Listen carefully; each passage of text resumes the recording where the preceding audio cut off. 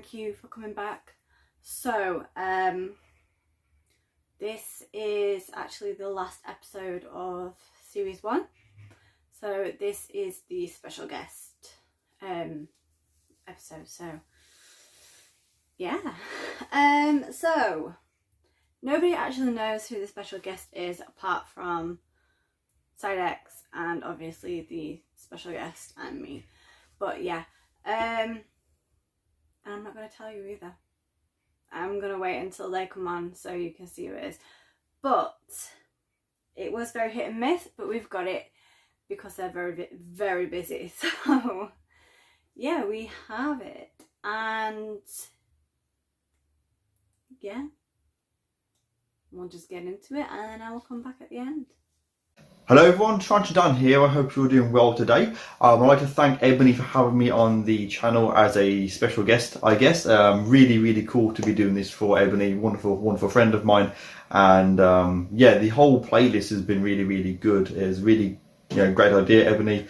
Really well put together. So for those of you who don't know who I am, my name is Tarantula Dan and I'm a YouTuber from the UK, and my channel is about tarantulas, although I actually have a bit of everything. So I have tarantulas, lizards, snakes. I've been keeping for many years, which we'll go into in just a little bit. And yeah, I don't really have a structure to my videos. It's just whatever I feel like uploading.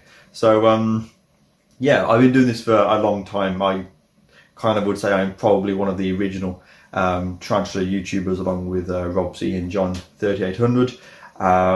So yeah, I like to think I've done a lot of kind of cool stuff on my channel over the years, and that's actually how I met Ebony, actually through her and her partner Francis, who became two very good friends of mine. So yeah, I do videos of all kinds of things on my channel, general sort of care guides, breeding, rehousings, unboxings. I used to do handling, not so much of that anymore.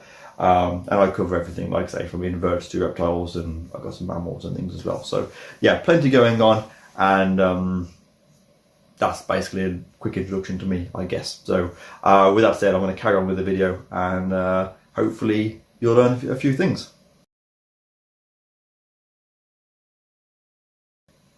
So question 1 is, what got me into keeping tarantula and how long have I been doing it for? So the first part of the answer is I've been keeping for about 13-14 years off the top of my head. The way that I got into this, to go right back, is that as a child I spent most of my evenings and my weekends down the garden with a container collecting snails and spiders and whatever insects and bugs and things that I could, put them all in a tub throughout the course of the day or the evening, release them on the night, and the next day get up, rinse and repeat. It was like Pokemon, but before it was, before Pokemon, basically, and I loved it. I was only probably about sort of 4, 5, 6, and that's all I did. I loved it. I've always had a fascination with sort of finding things and exploring and kind of collecting and things. When on holidays, I was always go to the beach, find a rock or find a crab. Which, as an adult now at 31 years old, I still do the exact same thing. And yeah, that's what I did. My entire childhood was just collecting books and creepy crawlies. As I got older, I started going to sort of woods and ponds and rivers and things like that with my family, and just again we're just looking for things. What can I find here? And it wasn't until sort of 13-14 years ago that I was in a situation where I was able to get a tarantula, because I didn't know where you could get them from. I never thought about buying one, even though I'd always wanted one, but where do you go for a tarantula? Bearing in mind, this is before the internet was so sort of, full of, spider retailers, and Facebook spider groups didn't exist, YouTubers didn't exist. So it was really quite, very hard to, get hold of them. But I managed to sort of come across one, which I'll talk about in just a little while. And that was it. That was how I got my first tarantula. And yeah, absolutely fantastic thing, and obviously was the start of what is a bit of a obsession, but a good obsession. So question 2, really simple. What was my first tarantula? And the answer to that is very simple but kind of complicated. So as of right now, it was a ground Storella portrait male. I think I might have a picture up here. This is actually the very first picture of me holding a tarantula, which is why the quality isn't very good. Back before, you know, HD cameras or that kind of thing. It was taken on one of those, what do you call those things now? I can't remember. You know, the ones where you flicker, the picture changes when you take a picture, you know. But yeah, really, really old photo, but that was my first tarantula. I called him Thor because that was back when I named all my spiders. I don't do that now, just my favourites. Interesting story as to how I came about this is when I was younger, I was put into foster care. Me, my brother, and my sisters, all of us were, you know, in foster care. And my sister ended up living with a family, and the guy there bought a tarantula to keep in the kitchen to keep the mother-in-law from coming round. Because they were neighbours, him and the mother-in-law, and they had like a shared entry and then the kitchens. So when you open the doors in the kitchens to look into the garden, they open so you could see into each other's kitchens, if that makes sense. And so he had bought this Grandma portrait, and he had it on the side of the kitchen. So when the doors were open, the mother-in-law could see this spider, and was meant to sort of stop her from coming round. This worked for so long, and then of course she ended up like, you know, I'm not going to let this spider stop me from going around to see my family. So she learned to just ignore it, and suddenly he had a spider that he no longer wanted. And so he said to me like, oh, do you want to have this spider? And I was like, yes, I do. So that's how I ended up buying it. It was actually sold to me as a G. rosea female. So G. rosea female turned into a G. portrait male. And he was a wonderful spider, really, really good tempered. He came in actually one of the Exoterras that are up behind this. If I just sort of show you, in fact, this Exoterra there, that is the exact setup that he came in, which of course we all know now is completely wrong because G. portrait are terrestrial, and that's not boreal enclosure. He had about this much substrate, he had a little hide, he had a little dish with some bug gel. He had a light on the top, like completely wrong for husbandry, but that was back before I had the information to do it correctly. So, you know, not very good. I actually watched my very first YouTube video ages and ages ago, and it's dreadful. I mean, they're not very good now, but back then they were even worse. So, yeah, G. portrait, absolutely wonderful, wonderful male. So, question 3. Is my top 3 places to buy tarantulas from. Now this is really, really difficult, and the reason it's difficult is because I don't really buy from many tarantula people. Many of you will know this, and it's not a secret, but I am quite close to the spider shop. I work with them all the time. When I'm doing sort of shows, I trade with the spider shop at tables. I went travelling to Central America with Lee, who owns the spider shop. So, you know, I'm very, very close to them, you know. I stay in touch with them. I actually speak to the spider shop personally, you know, every other week at least. You know, I've actually been to Lee's house and I stayed with him and, you know, celebrated his birthday in his house. I crashed in his son's bed, you know, like really, really close to these people. So, of course, the spider shop has to be number 1. That is not a surprise, you know. As far as spiders, other businesses that I would recommend. So the second place I'm going to recommend is So Many Legs. Andy, really, really great guy. I've spoke to him at shows. I've had quite a few spiders from him. Really, really healthy, really, really good. So, which is obviously what you want.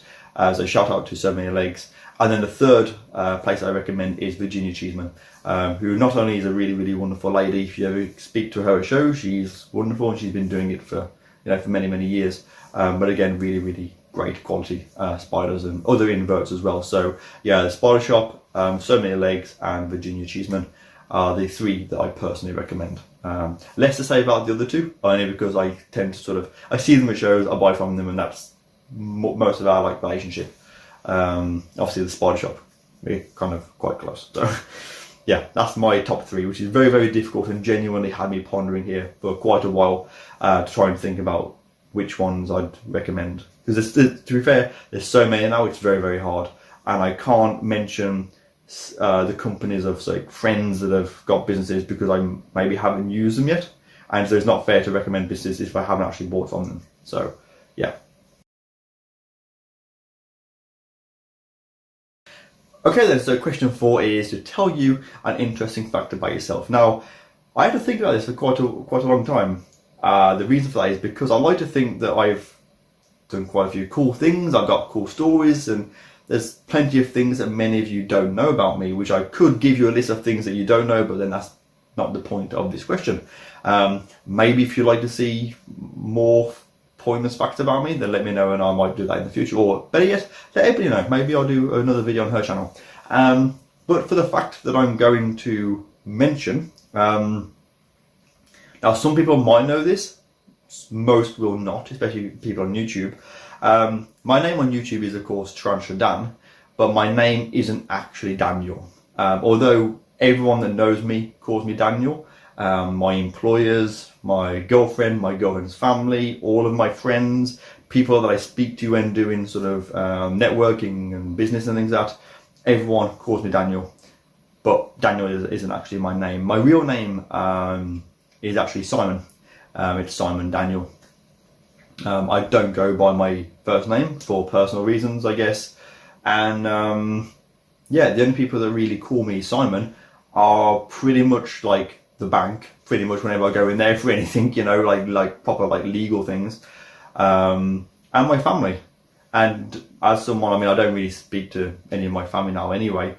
The likelihood of someone calling me Simon is like just getting thinner and thinner, because I have less to do with people that actually call me Simon. And even when I went to the bank recently, they said, "Oh, do we call you Simon?" I said, "Well, I go by Daniel." I thought, yeah, we'll make a note of that. So like, I reckon in a few years, like, no one will know me as Simon ever. Like, you know, I will just be known as Daniel. So that might be something that people don't know. If you already knew that, then let me know and I'll give you a free fact on something else. So yeah, that's a little bit about me. Okay then everyone, so the actual spider that I'm going to be featuring in this sort of care guide is probably one of my favourite spiders in my collection, and I'm really surprised that it wasn't on the list. I had a look at what other people had chosen to do for their spiders, and no one mentioned this species, this genus at all, and I was like, oh, that's quite surprising. I've got some really beautiful spiders, I've got some lovely rare ones, and I'm really surprised that this didn't get enough, like, any attention at all. So I have chose the Poecilotheria Regalis, or the Indian ornamental tarantula, or commonly known as just the Indian ornamental. Absolutely beautiful spider. The reason that I've chose this, like I said, firstly that no one mentioned Poecilotheria, which I'm genuinely absolutely amazed by. The videos that everyone has done on, you know, all the different sort of care guides are fantastic. They're really, really good. I really enjoyed also learning a lot about the people that are keeping these spiders, but no one mentioned Poecilotheria. And so I thought, okay, I'll do, you know, I'll cover this genus. And I was going to do like Metallica, but, you know, everyone like, you know, a bit overrated, I think, as far as Poecilotheria go. And then I thought about maybe doing the Rufilata or the Ornata, which are two of my favourites. But, you know, they're the ones I've got are sort of quite small, sort of slings and juveniles. Of course, one of my absolute favourite Poecilotheria that I still have is as a juvenile is the Poecilotheria Sophistica Highland. Again, too small, couldn't get any, you know, decent footage of it. I also have the Poecilotheria Hanumovila Samica, which I mentioned a lot in recent videos. So I thought, you know what, I'm going to go back and mention the Regalis. Let's be honest, for most people, the P. Regalis is the one that they will start with. It's the most commonly available, it's the cheapest. It's a really good size spider. You're looking at sort of, you know, 7 inches, 7.5 inches leg span. Pretty easy to care for. Obviously it's quite fast, or very, very fast. Slightly defensive at times, although my female is genuinely really, really chill. Of course, their main defense is their bite. They do have very, very potent venom, which is why they should not be handled. I don't post any videos or pictures of me handling these spiders because you just shouldn't do it. Genuinely, you know, don't do it. They are, so when I say easier to keep, I mean, you're looking at sort of a high humidity of about 70 to 80%. I keep mine slightly low, about sort of like 65 to 75, which is, you know, does absolutely fine for them, with sort of temperatures of around about sort of 76 to 80 degrees Fahrenheit. So quite easy to sort of maintain those temperatures and those humidities in captivity, at least I find. So like I say, you know, medium to fast growth. From a sling, you can get a female male to maturity in just a few years, but like sort of 2 to 3 for a mature male. Females probably about sort of 3 to 4, pushing 5 if you want to get a good sized one. As long as you don't power feed. I don't believe in power feeding spiders at all. And of course they are arboreal, so of course you want to give them a nice large enclosure, plenty of sort of climbing space. They will utilise any sort of anchor points, so like a bit of cork bark in there. They're normally quite happy with that. That said, my spider is the exception to that, because I provided her in her enclosure, as you can see on the screen. I gave her basically sort of half and half, and originally I had some nice sort of plants in there. This was bioactive, nice bit of cork bark sort of up the side. And she actually ended up sort of digging it so that the cork bark fell down. She buried all the plants, and she lives more kind of for soil, which is a little bit unusual, but originally this was purely arboreal, and this spider likes to dig. So, obviously I make sure that she has the space to dig, and that's the thing with spiders. Even if there is a care sheet, and why I wanted to cover this spider as well, because with care sheets it will say, it's arboreal, it's for soil, it's terrestrial. But at the same time, all spiders should have, at least a few inches of substrate, so if they want to burrow, they can. By all means, give spiders a bit of space to climb as well. I often see this on social media where people say, it's too tall, if it falls, it's going to, and yes, don't get me wrong, you don't give the spiders, really high sort of ceilings on the enclosure. At the same time, in Central America, we did find Poecilotheria Regalis up in burrows in trees. So, they won't all live on the ground. If you give them space to sort of, to climb, they will use that. So that's why most of my enclosures, as you can see, even the stall there, nearly tripped over. P. metallica here, half full of substrate, with a, some sort of cork on the side, so it can burrow, or it can sort of climb up and web at the top. So I like to give my spiders all options for that. But with my Regalis, even though she is arboreal, she tends to live for soil, which is really, really strange. So as for the question of, are they suitable for beginners or for more advanced people, I would say I wouldn't get a Poecilotheria for my first tarantula, for the reasons that I've said. Like I say, they are very, very fast. They will bolt like you wouldn't believe. They can be very defensive. They will bite you if threatened or cornered. The bite is also medically significant. So, it's their main form of defense. You do not want to get bit by them. So I'd recommend to maybe start with, your terrestrials first, to get used to sort of, basic sort of tarantulas, how they behave and things like that. Then go to some New World arboreals. So, like your Avicularia, White Burner. Then maybe go into some Poecilotheria, which of course they're still New World arboreals, to get a bit of a taste for the, how quick they are, and the, the defensiveness of, some of these spiders. And then go to Old World arboreals, because they are something else. Once you've sort of dipped your toe, and you're thinking about going into sort of Old World keeping or something a bit more defensive, then I do recommend Regalis. Personally, they are one of my favourites. They're not the first Poecilotheria that I started with. I started with Rufilata, which is why I'm a little bit biased towards loving them so much. But I think if you've got like, a couple of years experience at dealing with spiders, and you're sort of safe and quite not relaxed with them, but you're confident at maintaining them, moving them from enclosure to enclosure, opening them to feed them, do maintenance. Once you've got a couple of years of that under you, then I would recommend then going for one of these spiders. They're absolutely fantastic. So yeah, that is my species. Absolutely fantastic. And hopefully I kind of covered everything in this video. Okay then everyone, so thank you for taking the time to watch the video. I do hope you've enjoyed it, and maybe you've learned a thing or two. And of course a huge thank you to Ebony for having me on her channel. It really means a lot. Thank you for the invitation and making me feel so special. Sorry that I'm so hard to work with. I'm genuinely the worst person when it comes to replying to messages ever. So I owe Ebony a huge apology for trying to get this video kind of finished on time for her. I'm not even joking, today's Thursday. This video is going up on her channel tomorrow. So I've just had to finish this like a few little bits off and get some stuff together. So yeah, I do. I really am sorry to Ebony for that. But to all of you that have sort of submitted your videos, thank you for supporting Ebony. And if you're watching this, please share this video and Ebony's channel all over your social media. I'm sure she'd really appreciate it.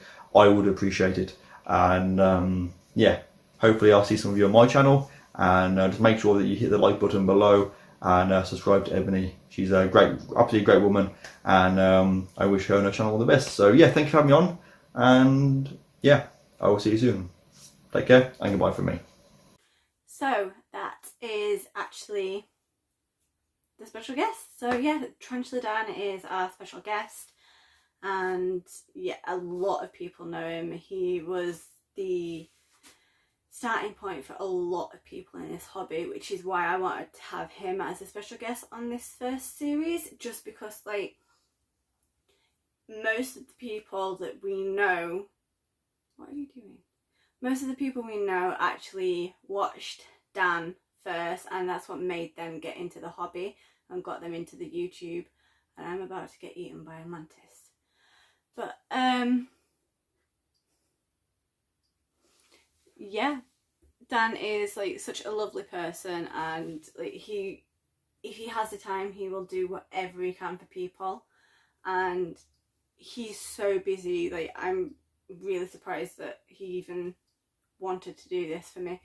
But yeah, I just want to say a massive thank you to Dan, and a massive thank you to everyone else that has been taking part in this series, everyone that's been commenting, watching, everybody. Like, honestly, like I didn't think it would take off like as well as it did, but we're here and we are possibly doing a series 2. So for series 2, I do have 2 spaces left.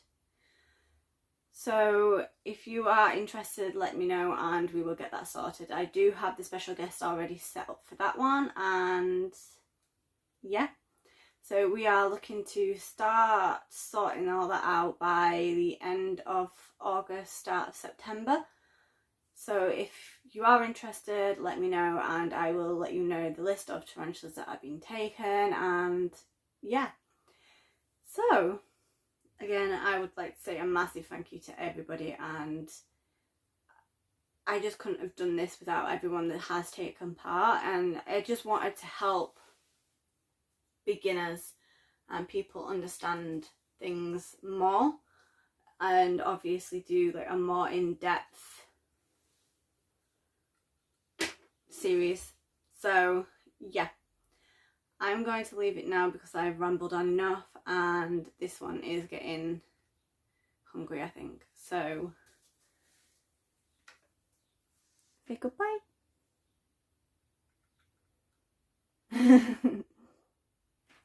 Right, so thank you, and I will see you in the comments.